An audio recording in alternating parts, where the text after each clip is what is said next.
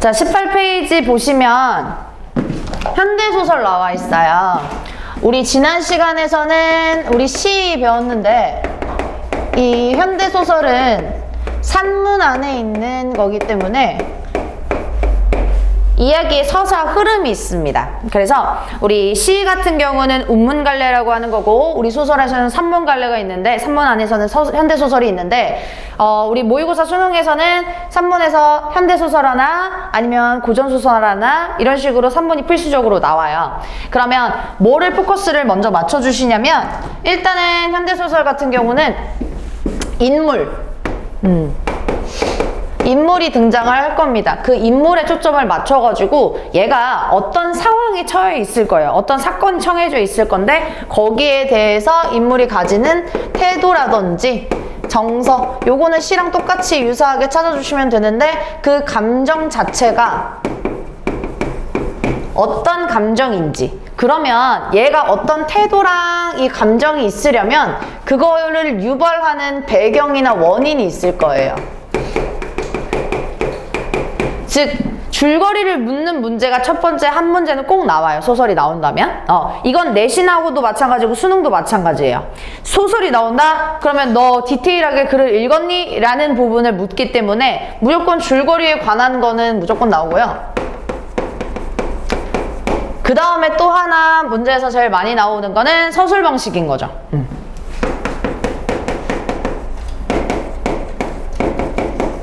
서술 방식 같은 경우는 우리 제일 많이 나오는 게 일단 시점에 관련된 거. 그래서 우리 1인칭, 3인칭 이런 시점들 있죠?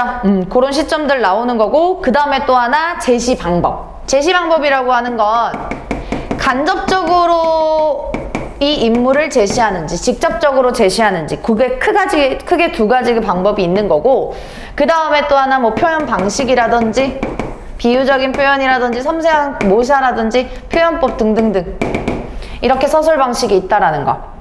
그러면 간단하게만 짚고 넘어갈 거예요. 자, 보시면 우리 서술 방식의 특징 첫 번째 시점. 나 등장하면 나라는 글자가 있으면 몇 인칭? 1인칭. 근데 그 1인칭 중에 나의 이야기를 해요. 그러면 무슨 시점? 주인공, 나의 이야기를 아니라 중심 대상이 따로 있어요. 그럼 뭐예요? 관찰자. 좋아요. 자, 그래서 1인칭을 먼저 걸러줘야 하는 이유는 나가 등장하냐 안 하냐 라는 거겠죠. 자, 근데 중요한 거 이런 식으로 1인칭 주인공, 1인칭 관찰자 이런 식으로 내는 거는 중학교 문제고 이런 식으로 명확하게 안 주고 이거를 말로 글로 풀었을 거예요. 그래서 제일 많이 나오는 게 일단 1인칭 시점이라는 건 서술자가 작품 안에 있는 거야? 바깥에 있는 거야? 안에 있는 거죠. 그래서 작품 내부에 있다 이런 식으로 많이 나와요. 내부. 그리고 1인칭이 나가 없어요. 몇 인칭? 3인칭. 좋아요. 3인칭은 나가 없고 작품 바깥에 외부로 관찰을 한다라는 거야. 그래서 막 애교 많은 아이들이 막 자기를 3인칭화 한다면은 만약에 윤서 먹으면 윤서 배고파 막 이러면서 윤서 지금 더워 막 이런 식으로 하잖아요. 그런 걸 자기를 3인칭화 한다는 건 이름만 등장한다는 거죠. 그쵸? 근데 요거는 이 두 가지로 또 나누는데 속마음을 다 몰라요. 그냥 팔짱 끼고 얘네들을 관전만 해요. 그럼 뭐예요? 관찰자죠? 근데 관전 안 하고 우리 속마음까지 다 알아요. 그럼 뭐라고요? 작가. 무슨 작가? 전지적 작가. 좋아요.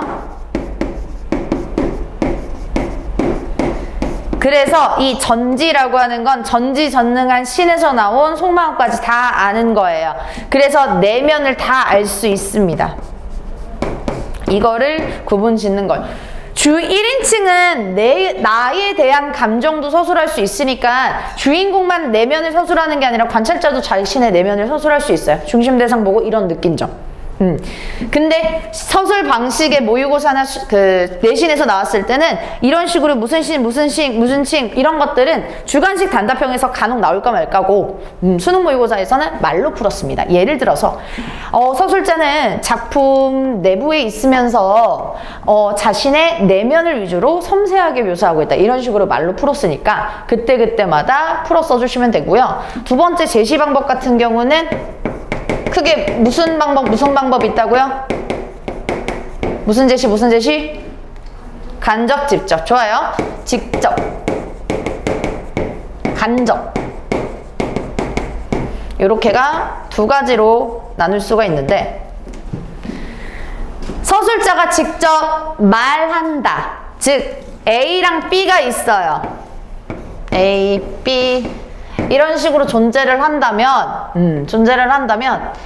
내가 서술자예요. 말했을 때 A가 착해요. B가 나빠요. 이런 식으로 얘기하는 게 직접 얘기하는 게 직접 서술인 거죠. 그래서 얘는 서술자가 말한다 라고 생각을 해주시면 돼요. 근데 간접 제시라고 하는 거는 뭐를 보면 알 수 있냐? 얘네들이 대화하는 걸 보면 얘가 좀 기분이 나빴구나, 아니면 얘가 조금 나쁜 애구나, 이런 것들을 알 수 있고, 또 하나 A가 가만히 있는데 B가 와서 뺨 때렸대요. 그럼 B가 쓰레기네, 이런 식으로 간접적으로 안단 말이야. 그래서 간접적인 것은 서술자가 초점이 아니라 그 인물의 말과 행동, 이런 것들을 서술자가 이 자체를 전달해줘요. 보여주는 거죠. 그러면 선생님 뭐를 제시하는데요? 크게 두 가지를 묻습니다. 뭘 제시하냐면 성격과 심리를 크게 제시할 수가 있는 거죠. 그래서 제시 방법은 이렇게가 정리된다는 거. 세 번째는 표현법인데, 표현법 자체는 시랑 동일하게 비유적인 표현을 사용한다든지 상징적인 표현을 한다든지 이런 것들로 나오는 게 서술 방식이에요. 수능 모의고사에서는 무조건 산문의 서술 방식은 꼭 한 문제가 나오고요. 서술자가 어떻게 얘기를 하고 있는지는 무조건 나와요. 오케이? 그래서 틀린 거를 먼저 걸러주시는 게 부분이 제일 좋고, 그 다음에 가장 적절한 것이 요즘에 많이 나오니까 시점, 제시 방법 이렇게 나타난다라는 거 감 잡고 가시면 되고, 그래서 3문에서는 줄거리 한 문제 꼭, 서술 방식 한 문제 꼭, 그 다음에 마지막 보기에 결합돼가지고 보기랑 관련된 부분 결합돼서 이 배경 지식을 바탕으로 문제 푸는 거 필수적으로 세 문제는 꼭 나온다는 거. 자, 이때의 보기를 엮어서 묻는 문제들은 이 배경 지식을 이 지문하고 엮어야 된다는 건데, 보기가 사실 문학작품에서 시도 그렇고 소설에서도 그렇고 보기가 참 좋은 게 예고편이라고 했어요. 예고. 그래서 먼저 짚고 넘어가 주시는 거예요. 첫 번째 짚고, 그 다음에 저 같은 경우는 줄거리나 이런 것들 다 읽고 나서 서술 방식 맨 나중에 풀거든요. 그래서 여러분 기호에 맞게 해주시면 되는데, 푸시는 소설을 푼다 라고 했을 때 내 기준으로 말씀드리면 처음부터 끝까지 다 읽는 친구들이 있어요. 근데 다 읽는 것도 좋지만 그거는 속독이 가능한 친구. 그러니까 좀 시간이 너무 오래 걸리겠지. 처음부터 끝까지 다 읽으면. 그래서 나는 첫 번째 보기, 예고편 첫 번째 읽고요. 그 다음에 두 번째 그 앞부분 줄거리랑 중략 부분 줄거리가 있거든요. 만약에 줄거리가 있는 소설이다? 그럼 줄거리를 먼저 읽어. 그래서 대강 스토리를 파악하는 거죠. 이런 스토리구나. 대강 감은 잡는 거죠. 그 다음에 세 번째, 요약을 하면서 읽어요. 이건 고전이나 현대소설이나 똑같거든요. 요약은 어떻게 하냐? 만약에 크게 소설은 서술하고 대화가 있어요. 서술을 하는 거는 그래서 얘가 말하고 싶은 게 뭔데 그냥 간단하게 요약을 하면 되는 거거든요. 근데 대화 부분은 중요한 게, 얘가 인물이 등장할 거고 누가 말하는지를 알아야 돼요. 누가 무슨 멘트를 치는지를 알아야 돼. 그리고 아까 처음에 돌아가서 태도 정서를 묻는 부분이 있는 거니까 얘의 입장을 체크를 해주시면 요약이 돼요.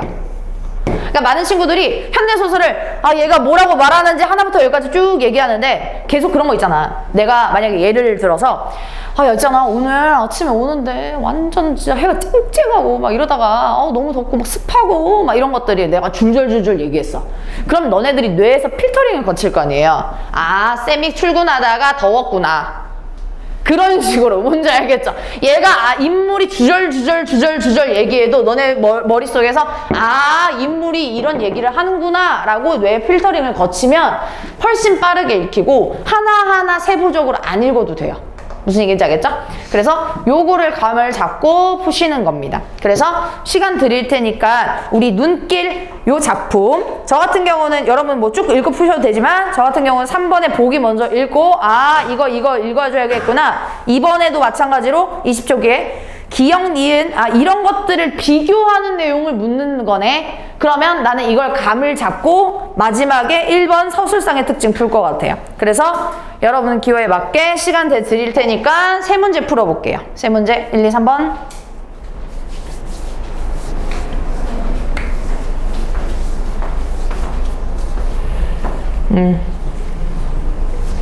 필기하고 푸셔도 되고요. 아니면 뭐 풀고 필기하셔도 돼요. 편하게 하시고요.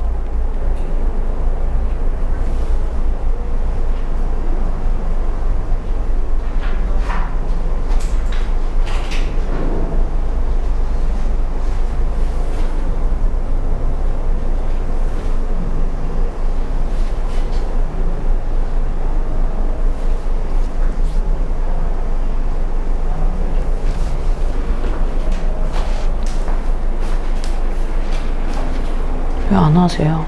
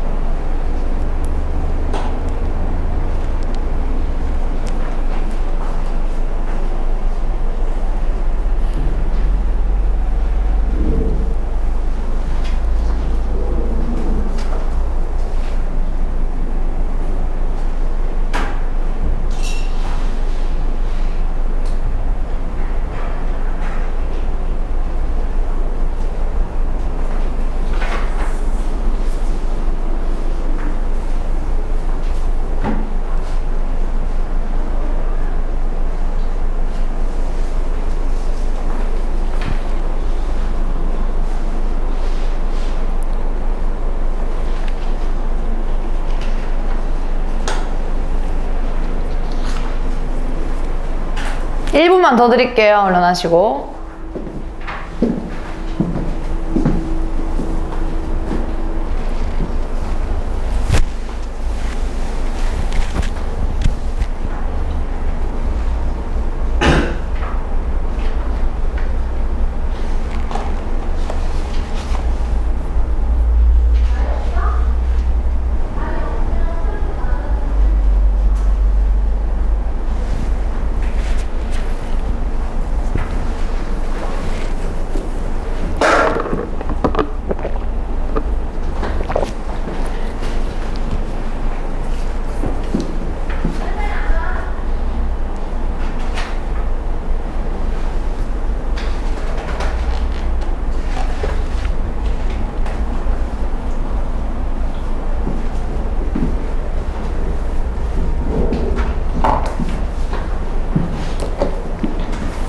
자, 얼른 고르시고 마무리하시고. 네. 문학 읽을 때 재밌네. 좀 볼만하네. 이런 게 아니라 문제를 풀기 위해서 문제를 좀 본다라고 생각을 하고요. 그리고 연습할 때는 이제 문제 실제로 풀 때는 좀 실전처럼 좀 빠르고 정확하게 풀려는 연습하고, 그 다음에 다시 검토할 때는 좀 꼼꼼히 보는, 채점할 때는 꼼꼼히 보는 그런 식으로 공부를 해주시면 좋겠습니다. 자, 일단 첫 번째 작품 분석 간단하게 먼저 해주시면 우리 18페이지 가시고요. 1문단부터 고등학교 1학년 때 형의 주벽으로 가게가 파산을 겪은 뒤부터, 그리고 마침내 그 형이 새 조카 아이와 그 아이들의 홀어머니까지 포함한 모든 장남의 책임을 내게 떠맡기고 세상을 떠난 뒤부터는 일은 줄곧 그렇게만 되어 온 셈이 어때요? 그러니까 고등학교 1학년 때 과거를 보여주고 있는 거죠. 그쵸? 이 중심 사건이 일단 뭐예요? 인물이 나오는데 형 나왔고 나 나왔어요. 형이 주벽이라고 하는 건 주사 있잖아요. 술을 맨 좋아해가지고 술버릇, 그걸로 가게가 파산했대요. 집안이 망해버렸어. 이게 중심 사건이네요. 그래서 그 가장의 책임을 나한테 더 떠넘기고 갔다라는 거고요. 그 다음에 고등학교, 대학교 군형이라고 하는 건 군복무입니다. 군복무 3년을 치러서 내는 동안 노인은 내게 아무것도 낳아 기르는 사람의 몫을 못했대요. 낳아 기르는 사람은 부모죠. 부모의 몫을 못했대. 나는 또 나대로 그 고등학교랑 대학교 또 군형의 의미를 치르고 나와서도 자식놈의 도리를 엄두도 못했대요. 그러면 노인 동그라미 쳐주시고요. 노인이 결과적으로 누구예요? 나의 어머니죠. 좋아요. 그래서 얘는 그 어머니를 노인이라고 표현을 해요. 그러면 노인이라고 표현하면 어떤 효과가 있죠? 나랑 엄마의 거리감이 가까워져요? 멀어져요? 멀어져요. 그래서 얘는 심리적인 거리감 써주시고.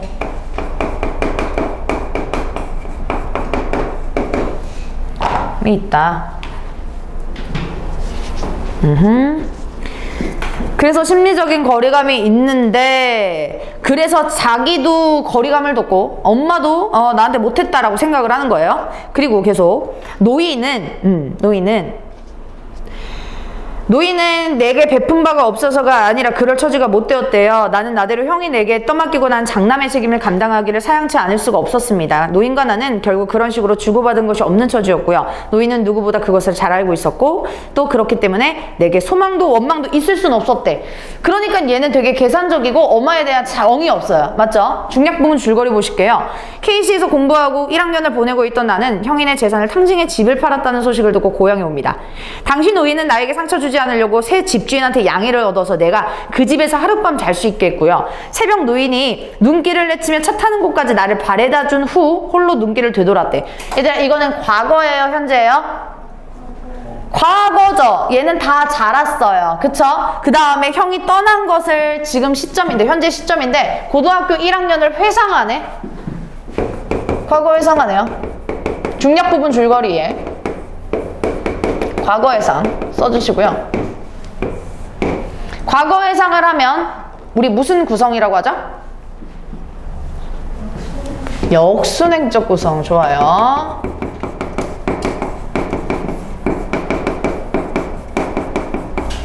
이라고 하죠.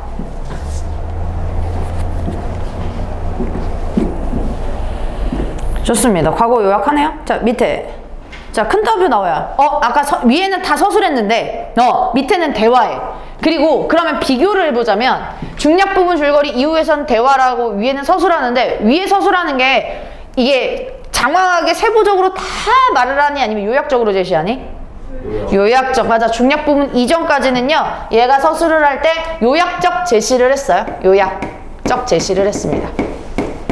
근데 중략 이후에서는 서술 방식을 보니까 대화로 큰 따옴표가 많네요. 대화를 중심적으로 하네요. 계속 길을 혼자 돌아가신다. 그때 일 말씀이세요. 눈길을 혼자 돌아가다 보니 그 길에는 아직도 우리 둘 말고 아무도 지나간 사람이 없지 않았겠냐. 눈발이 그친 신장로 새로 난 길 눈 위에 저하고 나하고 둘이 걸어온 발자국만 나란히 이어져 있대요. 이게 발자국이 누가 찍혔어 있을까 했더니 중략부분 줄거리 이미 나왔었어요. 누구랑 걸었던 길이에요? 둘은? 나랑 노인이죠. 좋아요. 둘에다가 노인 나 써주시고요. 버스 정류장까지 버전까지 차 타는 곳까지 데려다준 그 발자국인 거지.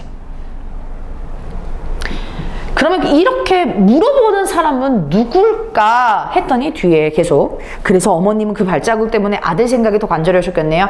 간절하다 뿐이겠냐. 신장로를 지나고 산길을 들어서도 굽이굽이 돌아온 그 몹쓸 발자국들에 아직도 도란도란 저 아그의 목소리나 따뜻한 온기가 남아있는 듯 싶었대요. 아그가 누구예요? 아들이죠. 그쵸? 나죠. 그러면 이 인터뷰 하는 사람은 누구야? 바로 아내예요. 나의 아내가 지금 계속 질문하고 있는 거야. 어떤 상황이냐면 나 있잖아. 지금 시간이 지나서 이제 아내랑 나랑 결혼했는데 아내가 좀 착해. 그래가지고 노인 시어머니한테 찾아간 거죠. 그래서 애기 데리고 찾아갔는데 나가 약간 이런 식으로 내가 그림을 잘 못 그리지만 이런 식으로 약간 찐따처럼 옆으로 이렇게 누워있는 거야. 자는 척 하는 거야. 그리고 이 노인하고 아내가 이런 식으로 얘기를 하고 있는 거지. 두런두런. 근데 얘는 자는 척 몰래 찐따처럼 이렇게 자는 척 이렇게 하고 있는 거지. 엄마의 얘기를 계속 듣고 있어요. 둘이 얘기하는 걸. 그래서 아내가 계속 인터뷰하는데 이 엄마가 둘이 걸어온 그 발자국, 그 몹쓸 발자국 이런 식으로 하네요. 그러면 결과적으로 이 발자국은 같은 발자국이에요. 그쵸? 근데 차이점은 뭐냐면 몹쓸이라고 해가지고 감정 예는 나와 있는 거지. 그쵸? 그리고 표현법 하나만 조금 더 볼게요. 우리 도란도란 이런 것들 뭐라고 하죠? 음성상징어라고 하죠? 음성상징어 밑에 조금 잠깐만 보니까 푸르륵 밑에 줄아 푸르륵 있고 막 구비구비 있고 막 이래요. 그래서 이런 것들 보면서 음성상징어로 그때 당시를 표현하고 있다라고 하면 생동감 있게 표현하고 있다 하면 맞게 해주시면 돼요. 원래는. 그쵸? 그 다음에 계속 기흥 밑에 줄부터 볼게요. 산비둘기 동그라미 쳐주시고요. 기억 밑에 줄에 산비둘기만 푸르륵 날아올라도 저 악의 넋이 새가 돼서 다시 돌아오는 듯 놀라고. 또 나무들 동그라미. 나무들이 눈을 쓰고 서 있는 것 봐도 뒤에서 금세 저 악의 모습이 튀어나올 것만 같았지. 하다 보니 나는 굽이굽이 외지기만 하는 저 그 산길을 저 악의 발자국만 따로 밟고 왔대. 그래서 얘는 발자국 동그라미 쳐주시고요. 발자국만 밟고 왔으니까 내 자서가 너하고 둘이 온 길을 이제 나는 밑줄 이 몹쓸 늙은 것 혼자서 너를 보내고 돌아가고 있구나. 밑줄 쫙 쳐줄게요. 자, 노인이 지금 말을 해주고 있는 부분은 현재의 감정이에요? 아니면 그때 당시의 사건이에요? 그때 당시 과거의 상인 거지. 근데 지금 동그라미 친 산 비둘기, 나무들 이런 것들의 공통적인 소재가 뭘까? 산 비둘기랑 우리 나무들 또 발자국. 이건 노인 혼자 떠올리는 거 맞나요? 누구를 데려다주고 나를 데려다주고 떠올리는 소재들이야. 근데 뒤에 서술어를 보니까 이걸 보니까 다 기승전 악의 이거예요. 나라는 거죠. 그러면 이거는 뭐를 유발하는 소재? 아들에 대한, 즉 나에 대한 그리움을 유발하는 소재다. 체크만 해주시면 됩니다. 그리움 유발. 산비둘기 날아오니까 아들 그립고 나무들 오니까 그립고 발자국 찍혀있는 거 보니까 그립고 이렇게가 되는 거죠. 어머님 그때 우시지 않았어요? 아내가 계속 질문하죠. 울기만 했겠냐? 오목고목 디뎌놓은 아그 발자국마다 한도 없는 눈물을 뿌리며 돌아왔어. 내 자서가 부디 몸이 성해지내거라. 부디 너라도 좋은 운 타서 복 받고 살거라. 눈앞이 가리도록 눈물을 떨구면서 눈물로 저 아그 앞길만 빌고 왔어. 노인의 이야기는 이제 거의 다 끝나가고 있는 것 같았대요. 아내는 이제 할 말을 잊은 듯 밑줄 입을 조용히 다물었다. 요런 것들 요즘에 많이 나오거든요. 맨 마지막 줄 입을 조용히 다물고 있었다. 아내가 입을 다물고 있는 거 맞잖아요. 그쵸? 근데 여기에서 느껴지는 감정인 거예요. 문학을 풀 때 감정을 조금 이입하고 이성적으로 보지 말고 감정적으로 봐줘야 되거든요. 할 말이 없어가지고 뭐 그냥 입 조용히 다물고 있다 이런 거 이렇게 풀면 안 되겠죠. 너네 MBTI 해봤죠? MBTI에 쌤은 ENFP예요. ENFP. 근데 이 F랑 T랑의 차이점이 T가 띵킹이고 F가 필링이에요. 그래서 F가 감정이고 T가 이성이거든요. 풀 때 문학은 겁나 F로 풀어야 되고 비문학은 겁나 T로 풀어야 돼요. 그래서 이거의 차이점이 그거잖아. 만약에 내가 막 교통사고를 당했어.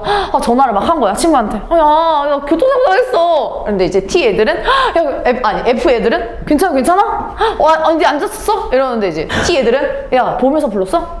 야 견적 얼마 나왔어? 외제차야? 박은 거? 막 이런 거 있잖아. 현실적인 거. 그래서 남자친구, 여자친구도 이것 때문에 많이 싸우잖아요. 대부분 남성들이 요 T래요. 여성들은 F고. 그래서 야 오늘 나 친구랑 싸웠어. 걔 진짜 나쁜 년이야. 막 이러면 딱 남자친구가 듣다가 그래? 근데 그건 너가 잘못한 것 같은데? 싸움 나는 거지. 이제 너무 T여가지고. 근데 얘도 마찬가지로 방금 아내가 입을 다물고 있었다는데 그냥 할 말 없어서 그런 거 아닌가? 이런 식으로 T로 풀면 안 돼요. F로 풀어야죠. 뭐야? 감동받은 거야. 모성애에 대한 감동이야. 알겠죠? 자꾸 많은 친구들이 이게 감동이라고? 막 이러면서 의문점을 갔는데 감정이입을 조금 더 해주시고 여기 그 입을 다물고 있었다 밑줄 친 부분에 감동 인 거죠. 정말 어머니 그 모성애에 대한 감동을 보여주고 있다는 게 시험 문제 요즘 추론 문제로 많이 나옵니다. 자, 19페이지 넘어가시고요. 그런디 그 서두를 것도 없는 길이라 그렁저렁 시름 없이 걸어온 발걸음이 그래도 어느 참에 동네 뒷산을 당도해 있었구나. 하지만 나는 그 길로는 차마 동네를 바로 들어갈 수가 없어서 잿등 위에 눈을 쓸고 아직 한참이나 시간을 기다리고 앉아 있었더라 하면서 들어가지를 못했대. 마을 입구에서 어머니도 이제 돌아갈 거처가 없으셨던 것이죠. 집이 없는 거니까요 했더니 한동안 조용히 입 다물고 있던 아내가 이제 더 이상 참을 수가 없어서 갑자기 노인을 추궁하고 나섰습니다. 그녀의 목소리는 밑줄 울먹임 때문에 떨리고 있었다. 그녀가 누구예요? 노인이에요? 아내예요? 아내죠. 좋아요. 나 역시도 이젠 더 이상 노인을 참을 수가 없었습니다. 이제나마 노인을 가로막고 싶었대요. 아내의 추궁에 대한 그 노인의 대꾸가 밑줄 너무도 두려웠대요. 너무도 두려웠대. 여기서 느껴지는 왜 두려울까? 무서워서? 공포감? 아니죠. 부끄러워서 그래. 부끄러움 써주세요. 부끄러움.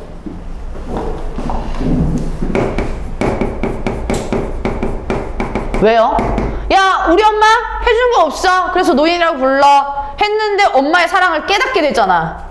그러니까는 너무 두려운 거야. 내가 너무 잘못한 거니까. 계속 노임의 대답을 들을 수가 없었습니다. 하지만 그 역시도 불가능한 일이었고요. 나는 아직도 눈을 뜰 수가 없습니다. 불빛 아래 눈을 뜨고 일어날 수가 없었습니다. 사지가 마비된 듯 가라앉아 있는 때문만은 아니었습니다. 졸음기와 아쉬워서도 아니었습니다. 눈꺼풀 밑으로 뜨겁게 차오르는 것이 뭐예요? 눈물이겠죠? 눈물을 아내와 노인 앞에서 보일 수 없었대. 너무나도 부끄러웠기 때문에. 정확한 심리가 나오죠. 그래서 심리 추론이 되게 많이 나오고요. 아내는 이번에도 그러는 나를 알고 있었던 것 같아요. 여보 이제 일어나 보세요. 일어나서 당신도 말 좀 해보세요. 그녀가 느닷없이 나를 세차게 흔들어 깨웠는데 그녀의 음성은 이제 거의 울부짖음에 가까웠습니다. 나는 일어날 수가 없었고요. 뜨거운 것 눈물을 숨기기 위해서 눈꺼풀을 꾹꾹 눌러 참으면서 잠이 든 척 버틸 수밖에 없었대. 찐따처럼 옆으로 계속 누워있는 거죠. 버티고 있는 거죠. 부끄러워서. 계속 음성이 아직 흐트러지지 않고 있는 건 오히려 그 노인뿐이고요. 그만두거라 가만두거라 아침길 나서기도 피곤할 것인데. 밑줄 고나게 자고 있는 사람 뭐하러 그러냐 밑줄 쳐주시고. 아들에 대한 사랑 보여주죠. 여기서도 사랑 배려 써주고. 그럼 알고 있고 그 자고 있지 않은 걸 알고 있는데 그냥 목이 나는 거예요? 아니요. 자고 있는 사람 그냥 내버려 두자라는 거죠. 일부러 엄마가 들으라고 큰 소리, 야, 그때 내가 얼마나 힘들어한 줄 아냐? 막 이러면서 이렇게 해가 아니라 찐으로 자고 있는 걸 줄 알죠. 그러니까 배려인 거죠, 사람. 자, 계속. 노인은 일단 아내의 행동을 말려두고 나서 그 옛 얘기를 하던 듯한 아득하고 차분한 음성으로 남은 이야기를 끝맺어 나가고 있었대. 마지막 멘트 볼게요. 그런디 이것만은 네가 잘못한 것 같대요. 내가 뒷동산 제등에서 동네를 바로 들어가지 못했던 일 말이다. 그건 내가 갈 데가 없어서 그런 건 아니래. 산산한 목소리인데 그때라도 누구네 문간방 한 칸이라도 산 몸뚱이 기들일 때 마련이 안 됐겠냐? 갈 데가 없어서가 아니라 밑줄 아침 햇살이 활짝 퍼져 들어있는데 눈에 덮인 그 우리 집 지붕까지도 햇살 때문에 볼 수가 없더구나. 밑줄 우리 3번 풀기 위해서 햇살 포커스를 맞춰줘야 되겠죠? 왜 그러냐면 더구나 동네에서 아침 짓는 연지가 한참인데 그렇게 시린 눈을 해가지고 그 햇살이 밑줄 햇살이 부끄러워 차마 어떻게 동네 골목을 들어설 수가 있더냐. 밑줄 시린 눈 할 때 A 파트에 A 부분의 시린 눈은 내리는 눈이에요? 사람 눈이에요? 사람 눈이죠. 뭐 때문에 시린 눈? 우리 눈물 때문에 시린 눈인 거죠. 왜 노인은 눈물을 짓고 있을까? 햇살은 그럼 어떤 의미일까? 햇살이 집으로 너무 내리쬐가지고 나는 시린 눈을 해서 집으로 들어갈 수가 없었대. 우리 그런 거 있잖아요. 너무 밝으면 사실적으로 다 보이잖아, 속속들이. 그러니까 자신의 잘못과 부끄러움이 햇살 때문에 다 비쳐서 그래서 들어가지를 못했던 거죠. 오케이? 그래서 여기에서 느끼는 감정은 뭐겠어요? 나 때문에 아들이 내가 돌보지 못해서 이러한 감정, 뭐요? 노인의 자책감, 죄책감 있는 거죠. 써주세요, 밑줄 부분에.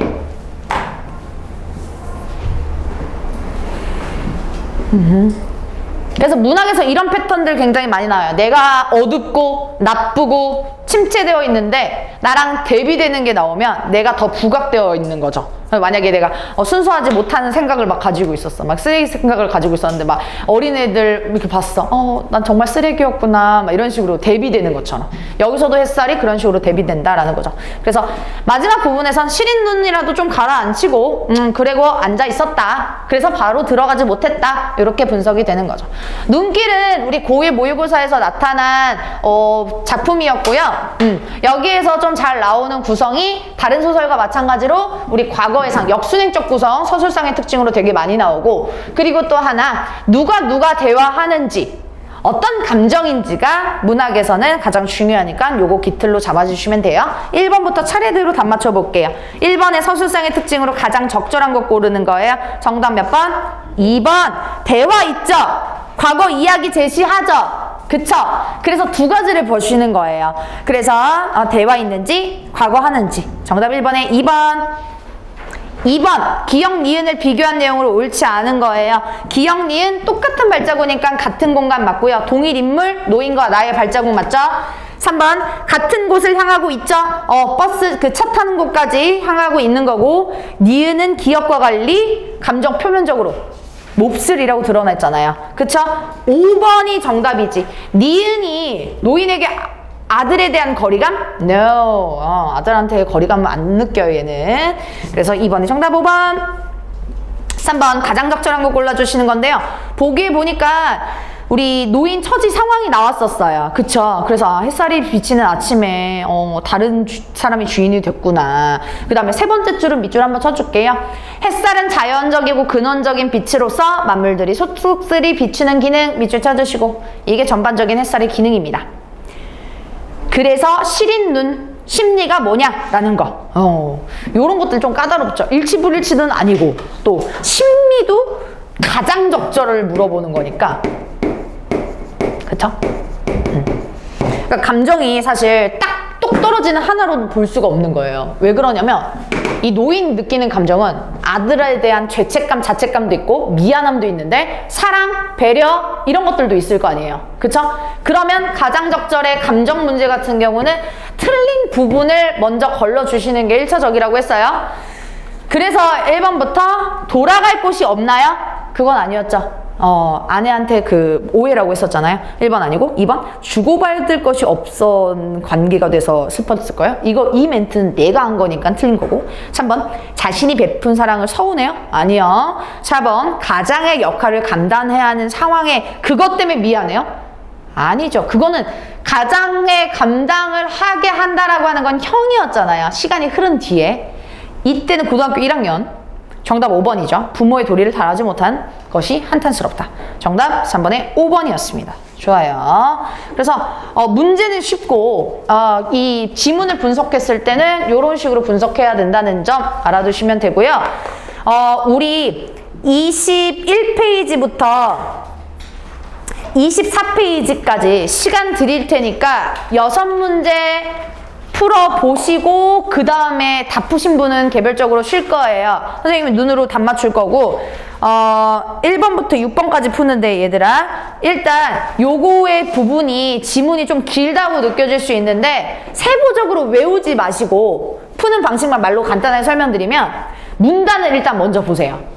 그러니까 문단에 이 새끼가 여기에서 뭐 얘기하는구나, 무슨 설명하는구나, 이걸 보고 문제로 들어갔을 때 이게 여기에 대한 거 물어보네. 그때 문제로 다시 들어가세요. 그러니까 지문을 꼼꼼히 다 외우려고 하지 말고 어느 문단에 뭐가 있는지만 체크해 주시고 문제 풀어보시는 거예요. 오케이. 시간 드릴 테니까 문제 풀어보세요. 6문제. 빨리 다녀와서 풀어보세요.